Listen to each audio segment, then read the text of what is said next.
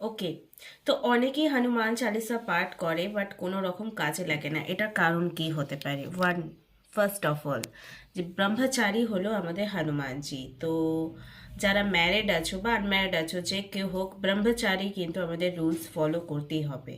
কোনো রকম নেশা জাতীয় খাওয়ার, কোনো রকম ননভেজ খাওয়ার কিন্তু একদমই চলবে না। আর আমরা বলে দিই না যে ভগবানকে আমি বলে দিয়েছি, ভগবান ওটা নয় ওটা নয়, আমরা যার কাছে আপিল করছি আমাদের উইশের, আমরা তার ফেভারিট কিছু জিনিস করছি না। বা তোমরা হনুমান চালিসা পাঠ করার পর কি 108 বার রাম নাম নাও? যদি এইসবগুলো ফলো না করছো আর হনুমান চালিসা পাঠ করছো, তো কখনো প্রপারভাবে কাজ করবে না। হ্যাঁ, অনেকে কর্মা ভালো থাকে তো তাদের কাজ করে যায়, একটা অনেকে জবা ফুল দিয়েও কিন্তু কাজ হয়ে যায়, কিন্তু অনেকে প্রপার পুজো করে তোই কাজ হয়।